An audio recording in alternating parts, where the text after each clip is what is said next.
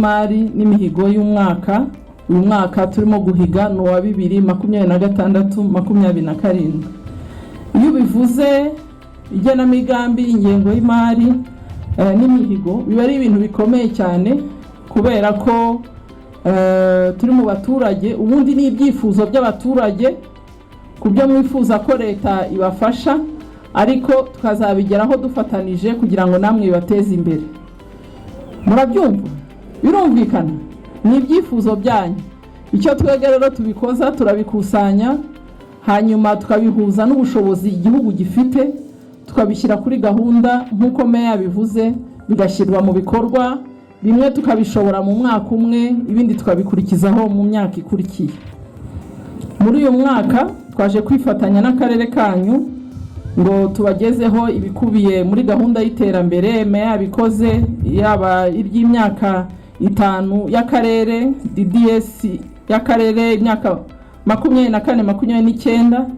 Ni ibitekerezo mwatanze mu mwaka ushize, ariko bizafata mu myaka ishize, ariko bizafata imyaka 5 bishyirwa mu bikorwa, ndetse n'ibyo mwifuza bijya mu igenamigambi ry'umwaka ukurikiye. Umwanya mwiza rero wo kuganira ku ruhare rwa buri wese, yaba umuturage mu byo yifuza ariko n'ibyo azabasha kwigezaho dufatanije, ariko na gahunda igihugu kizashyira mu bikorwa bituganisha mu cyerekezo dufite, yaba gahunda y'iterambere yo kwihutisha iterambere turimo izarangira muri 2029, yaba vision ngari y'2050 dufite nk'igihugu maze kuyumva.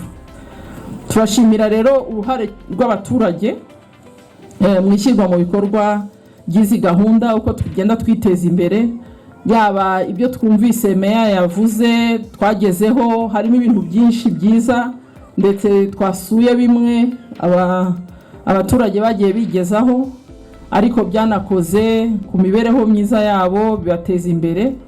Ndumva mwakwiha amashyi. Turakomeza kubasaba rero ngo tuze kubona ibitekerezo byiza bizadufasha kubagezaho ibikorwa remezo bibafasha kwiteza imbere. Turashishikariza kandi buri wese uruhare rusesuye mu iterambere. Iterambere ry'akarere itangirira ku iterambere rya buri muntu n'urugo rwe.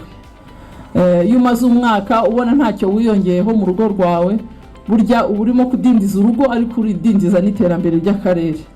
Kuko muri abaturage beza, nizera ko buri wese mu muryango we ahiga kugira icyo akora kandi akakigeraho mu rwego rwo kwiteza imbere. Nibyo? Niko bimeze? Ubwo rero turi kumwe mu iterambere, mukomeze mwiha amashyi. Ibi byose tubigeraho rero turebye uruhare rwa buri wese binyuze mu kwitabira umurimo.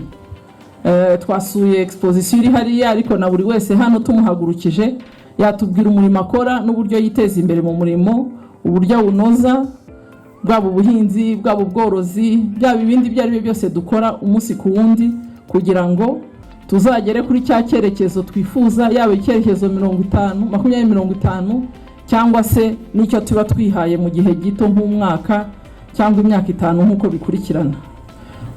Icyo nagarukagaho nuko kwiteza imbere bitangirira ku kwiteza imbere twebwe ubwacu, buri wese mu rugo rwe nk'umuntu n'umuryango we, hanyuma bikarangira biteje imbere akarere n'igihugu muri rusange.